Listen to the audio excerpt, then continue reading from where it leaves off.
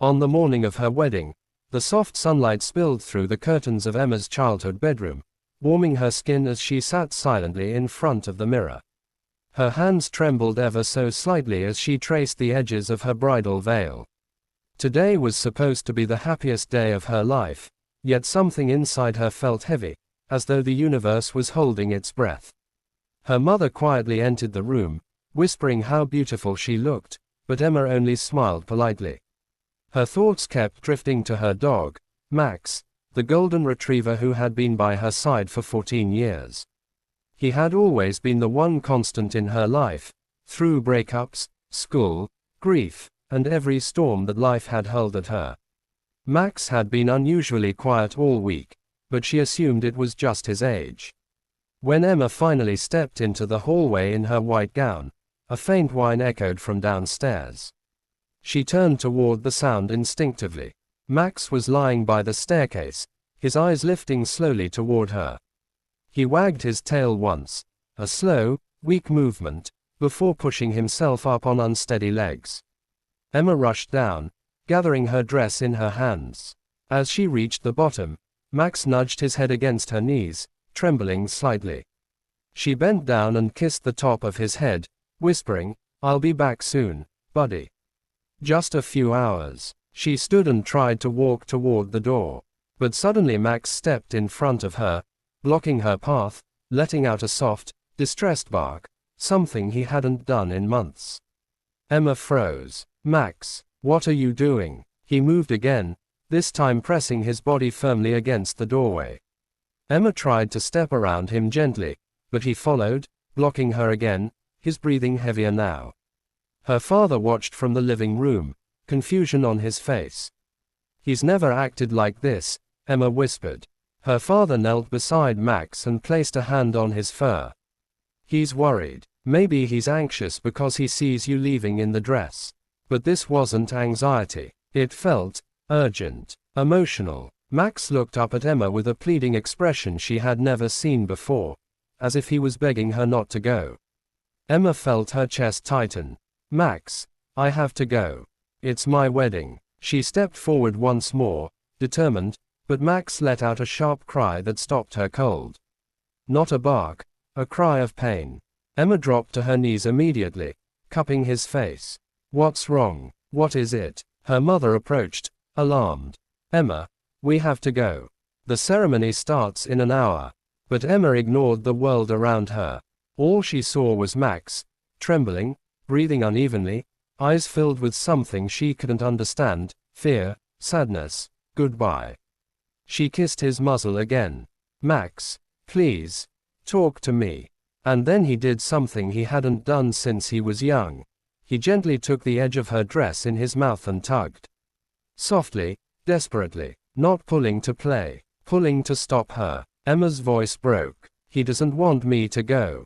Her father tried again to gently move Max aside, but Max let out another cry, collapsing halfway as his back legs quivered. Emma gasped and held him upright, tears welling in her eyes. "We need a vet," she whispered, panic rising in her throat.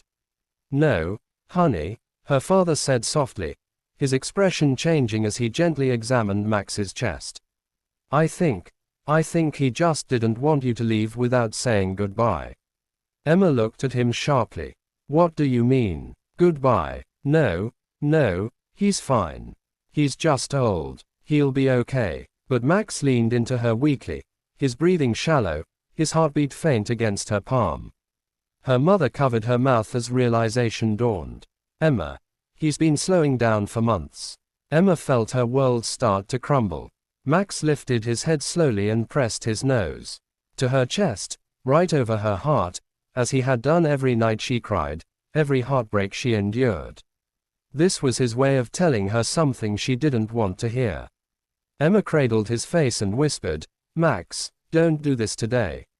Not today, please." His tail thumped once against the floor. A soft goodbye. The wedding car outside honked, but to Emma, the world had stopped. She sat on the floor, in her wedding dress, holding Max as if she could shield him from time itself. "Cancel the ceremony," she whispered. Her mother gasped. "Emma, I said cancel it." Her voice broke. I'm not leaving him. Her father nodded silently and stepped away to make the call. Emma lay on the floor, lifting Max's head gently into her lap. You stayed with me through everything. I'm staying with you. Max let out a shaky breath and closed his eyes. Emma's tears dripped onto his fur as she stroked him gently, humming the lullaby she used to sing to him when he was a puppy terrified of thunderstorms. The house grew quiet. The ticking clock on the wall seemed louder than ever. Max's breathing slowed further, each exhale softer than the last. Emma leaned close, whispering into his ear. You can rest now. I'm right here. Thank you for loving me. Max opened his eyes once more, just once, and looked at her with a depth so full of trust, loyalty, and love that it shattered her heart in a single breath. Then, gently, peacefully, he slipped away. Emma let out a sound that didn't even feel human. A raw, breaking cry that filled the entire house. Her parents held each other and cried silently. Her wedding dress, once bright, pure white, was now soaked in tears and covered with Max's golden fur. Emma pressed her forehead to his and sobbed until she had no strength left. Hours later, her fiancé, Daniel, rushed to the house after hearing what happened. He found Emma still sitting with Max, her hands wrapped around him as if warming him might bring him back. Daniel knelt beside her. Emma, I'm so sorry. She didn't look up. He didn't want me to go. He didn't want me to leave him. He waited for me to be dressed. He waited for today. Daniel placed a trembling hand on her back. He loved you more than anything. He wanted to say goodbye. Emma finally turned, falling into Daniel's arms, shaking with grief. I was supposed to walk down the aisle today, and instead I held him in my arms as her voice broke. Daniel kissed her forehead gently. You did the right thing.